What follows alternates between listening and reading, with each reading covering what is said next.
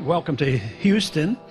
For those who have come from outside of Houston, and it's good to be here, I would like to introduce my wife. My wife Carol is with me today.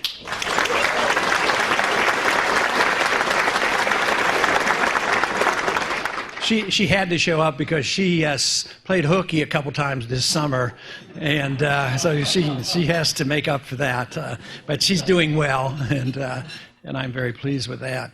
But I am very pleased to come and speak, and Lou, he may have given me a topic, but he didn't announce it, so that means I can say anything I want, right? Well, I do have some good news though, and the good news is this: that it is very clear that when governments and government officials act, outside the law, it's an encouragement for individuals to act outside the law. And if you're looking for a revolution, believe me, there's going to be a lot of activity going on. Because just think about it. We could start with this little insurance, well-endowed insurance program called Social Security, run honestly and ethically and above board. But lo and behold, they complain with a guy like Madoff. Madoff goes and does the same thing, But isn't it wonderful who's going to be Secretary of Treasury? Isn't this neat? I mean, he doesn't believe in paying taxes. So what the heck? What is going to happen these days? I mean, we may truly see some exciting times ahead. But no, he believes in collecting taxes now, and he'll probably be very ruthless in collection of taxes. But obviously it does make a strong point. Now, a lot of you may have seen a bumper sticker that I have in my office, and because it's been on the internet, and yesterday I had some young kids in the office, not too unusual, and the students came in and they wanted to get their picture with the bumper sticker. Of course, he allowed me to be in the picture too. But this bumper sticker is very simple. It says, "Don't steal, the government hates competition." And they don't like competition. They don't like competition in running your life. They want to run your life for you. They don't want competition running the economy. They want to run the economy. And of course, they don't like anybody to run their own affairs overseas. They think they're capable and have this obligation to run everybody's affairs overseas as well. So it boils down to a very simple philosophy of what we need. We need to get the government, out of our lives, out of our bedrooms, out of our walls, off our back, and out of foreign countries. And in the meantime, just get rid of the Federal Reserve.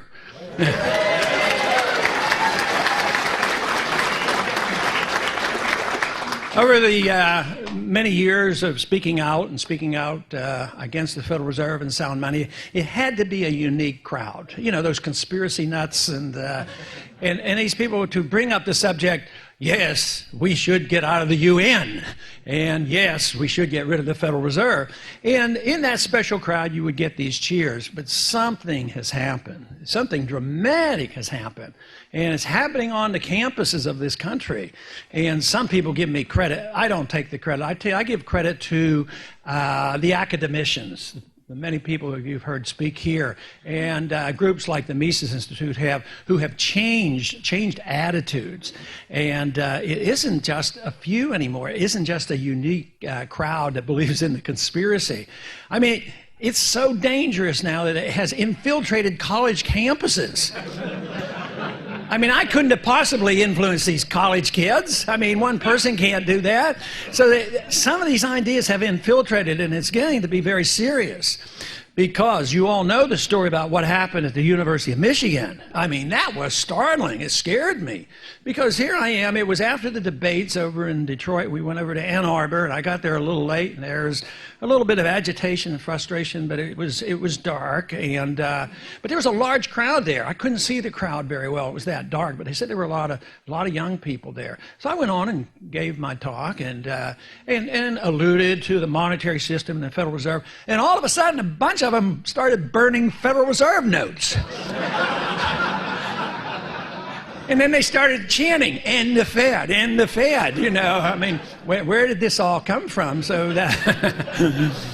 So I'm on the receiving of that information and that message. They were telling me to end the Fed. So I said, well, that does sound like a good idea. So we have promptly introduced once again the bill to end the Fed. So.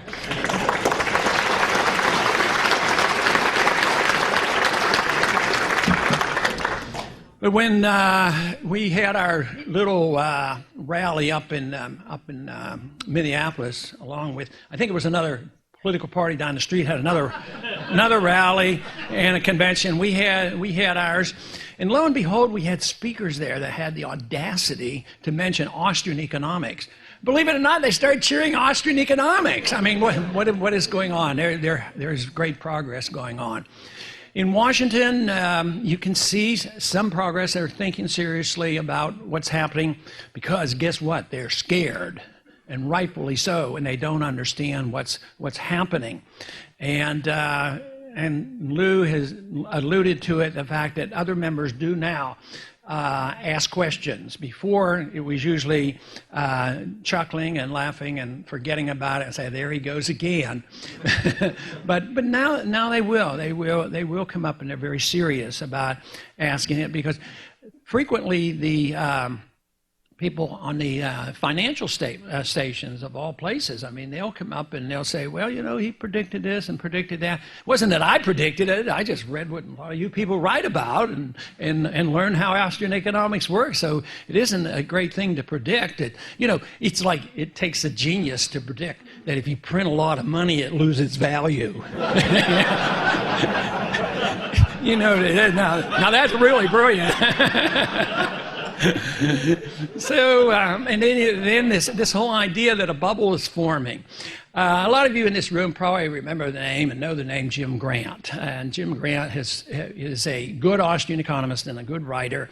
And I invited him down to talk to some members of Congress right after I went back into Congress in 1997. And he came and we had a small group. In 1997, he took his whole time talking about the horrendous debt being built up by Fannie Mae and Freddie Mac. I mean, we all knew about it and talked about it, but it was really on his mind. But once again, that doesn't tell you that we know a whole lot about timing, because things were bad in 1997, 1998. There was a bubble, malinvestment, too much debt, had to have a correction. But how many times has it been papered over?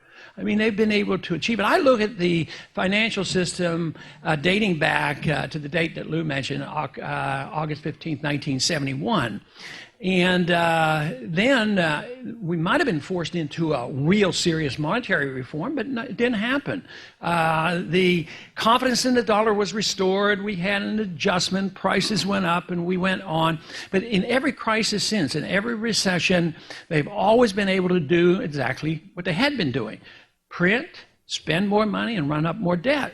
And you gotta understand from where they're coming from, because it worked to that degree. You know, the recession would go down and it would come back. This last go around, though, with Greenspan and Bernanke, I mean, especially in the year 2000, that little recession that came, it's this anticipation. Before, they used to wait, oh, well, the economy is getting too robust. The treatment for a robust economy is recession. Of course, you know, a robust economy should be good. But anyway, they would bring on the recession. But this last 10 years, they never allowed the recession to come. They anticipated, and every time it takes more and more and more. I blow the bubble up bigger and bigger. So now, since we are the recipients of benefits of being able to issue the reserve currency of the world, all this paper manufacturing and issuing of paper has been a worldwide event. So this bubble is, I don't think it's overstating the point that this bubble is the biggest of all history. And there's been a greater trust placed in us, the American system, the paper money, our Federal Reserve, our great wealth, and unfortunately our great military, because military can convey confidence in a currency. You know, if there's a war going on and one country's beating the other country, their currency goes up with a victory. So there's a lot of the, you know, the perception of who will be victorious. So we came out, liberty didn't come out so well after World War I, but economically we came out pretty well. World War II, it's been on and on. So we've had this tremendous bubble build, and even in the old days they had inflation, but it was regional. It was never so universal and so worldwide. I sense in Congress today that the members of Congress are very, very worried and frightened. But lo and behold, you know, they give $350 billion to Treasury, and it didn't seem to solve the problem. Markets haven't improved any. So they said, well, where'd the money go? Oh, well, we don't know where it went. Why would you ask us a question like that? So what do you do now? What should we do now? Well, give us another $350 billion. And what did the Congress do? I mean, last week we had two bills we debated related to the TARP funds, and the money, I mean, the rubber stamp was put there, so the new administration will get that $350 billion. But obviously, the spending and the borrowing and the inflating that created our problem is the only tool that they have left. And the only thing that's holding it together is a remnant, a small amount of confidence left in the system. Right now, it's still the confidence in the dollar. I am reminded about, and a few of you in this room must, I'm sure, remember, in the 1970s, John Exter, who had had some experience in central banking, he had this neat graph or demonstration where he had an inverted pyramid. And of course, at the bottom of the pyramid was gold, and above that, the different currencies. But even then, when he proposed that picture of how the economy inflates, there weren't even any derivatives that existed. And just think of what his concept was and his concern, and then you put, $70 trillion worth of derivatives up at the top, and there's a tremendous rushing out of the lesser desired assets and rushing toward the bottom. But on days, I just wonder exactly where we are in this gravitating down toward the peak and down to those very limited assets, which would be gold and silver. But right above that still is the dollar. Right, the dollar and treasury bills. I mean, people, they don't know where to go. They don't understand it very well. So they have billions of dollars. You can't go and get a CD. You got to buy treasury bills, and you know they're not hard to make. We can create those. We can create those out of thin air, you know, rather easily. And you know, down at the bottom though, we would have several of the currencies that people still cling to. The yen isn't all that bad. The euro is holding its own, but I think the British pound isn't doing too well and may not hold us. So they'll be whittled away. They'll be whittled away. But in the meantime, the concept of central banking has not vanished. Yes, we have these growing number of kids on the campuses, and a lot of people like you out there studying and have understood this for years. But there's still a lot of people who believe very strongly in central banking. So as our movement grows and makes an effort to get rid of the concept of central banking and the Federal Reserve, we also have the group that have had the greatest deal of influence on our government, those who tend to have control over the Republican Party and the Democrat Party. You know, it seems like Goldman Sachs has an influence on government, whether they're Republicans or Democrats. But those individuals who know about it are making their plans. About a week ago, we were told, and I went back a day early because I was told that Bernanke would be before our committee on Monday for some hearings to go over the TARP funding issue.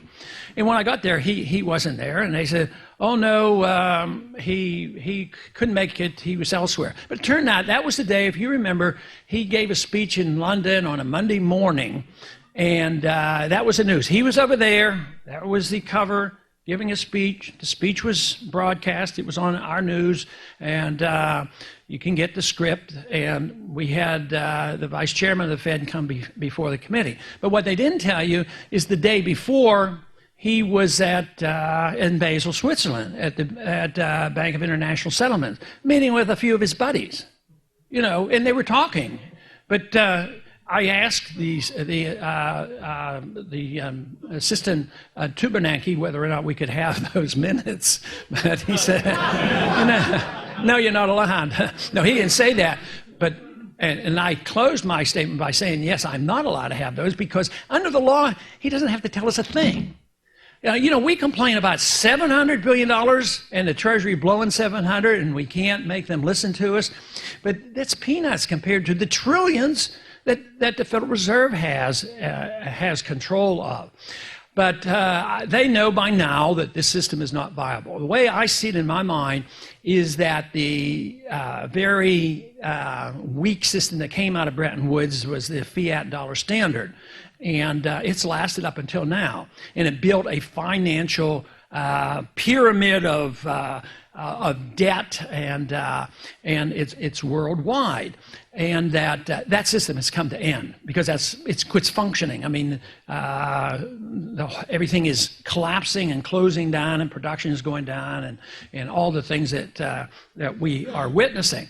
But the dollar is still existing, but they're still trying to revitalize what built the big bubble, and of course that is the creation of money and the creation of credit.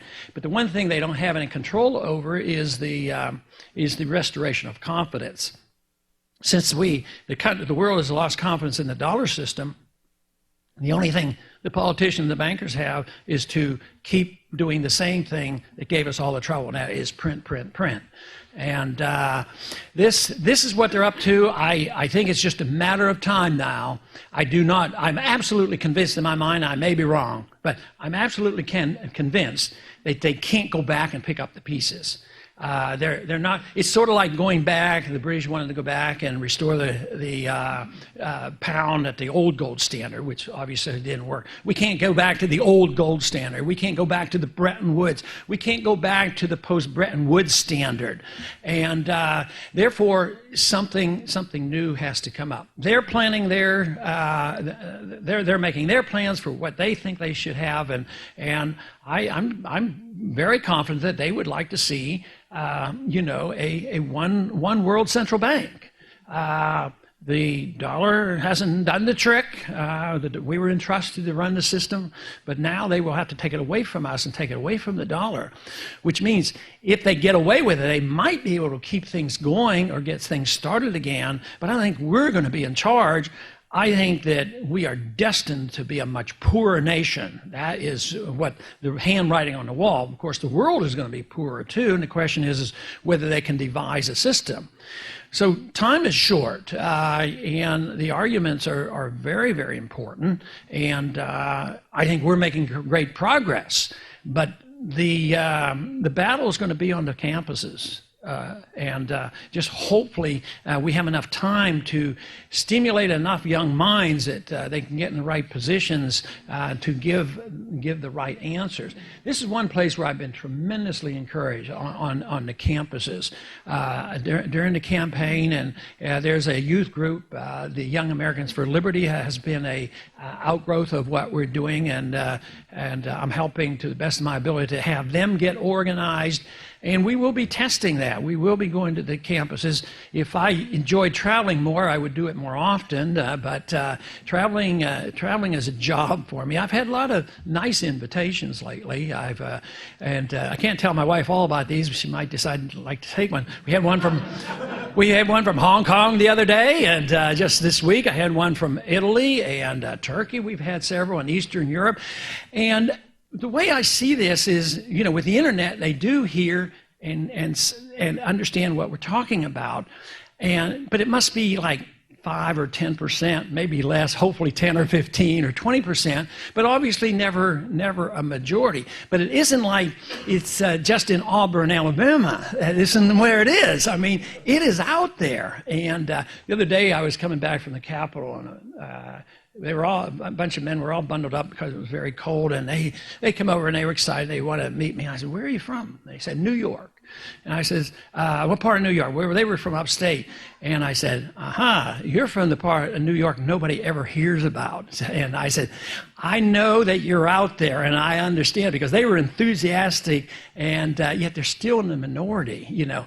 But once again, we have been reminded very many times that the numbers, and I remember Leonard Reed saying this so often, it's not a numbers game. It's not a numbers game. You don't say, when are we going to get 51%?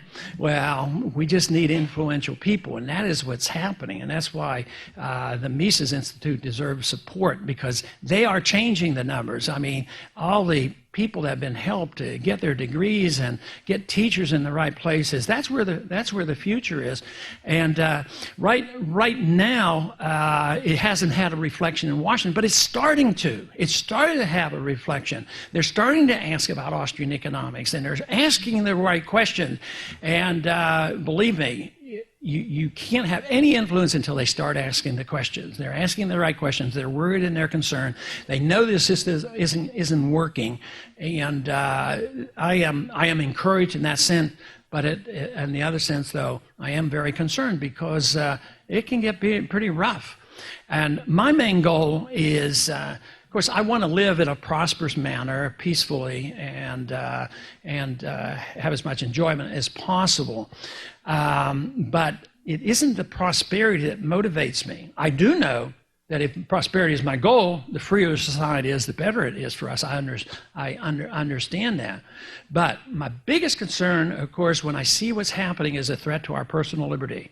And I have always argued, I would argue the case for liberty, because for me it's a moral issue, it's not a pragmatic issue. I would argue the case for liberty because I just want to be left alone. That's what I want to be.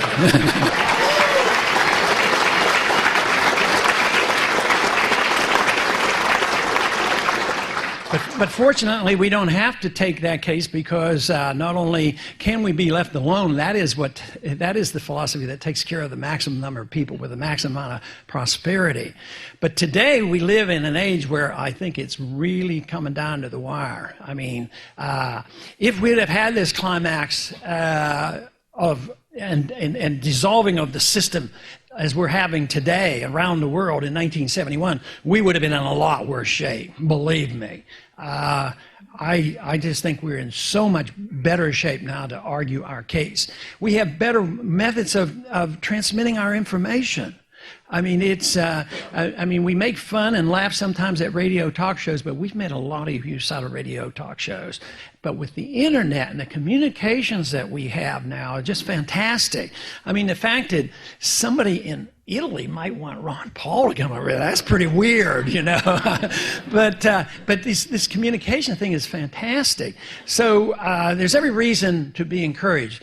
I don't think we have to worry about the philosophy. I believe that, probably in this room we can agree on 99% of the things, because, you don't have to be real smart to tell other people how to live. You just have to be smart enough to lay off and leave them alone. I thought, probably the most significant statement I made that undermined the campaign, the presidential campaign in this day and age, was telling people, well, I would be president. I would serve as president. I want to be president. I said, but not because I want, for what I want to do. Because I don't want to run your life. I don't want to run the economy. And I don't want to police the world. I don't know what you want to do with your life. I don't know how to dictate to the economy. And I certainly don't want to be involved overseas. But you can turn that around and say, no, what you don't want to do. What do you want to do? Well, you want to preserve liberty. You want to preserve the greatness of this country. And in the meantime, we will protect the prosperity of this country. But if we concentrate on that ideal of liberty, I believe that we can find all our answers. Thank you very much.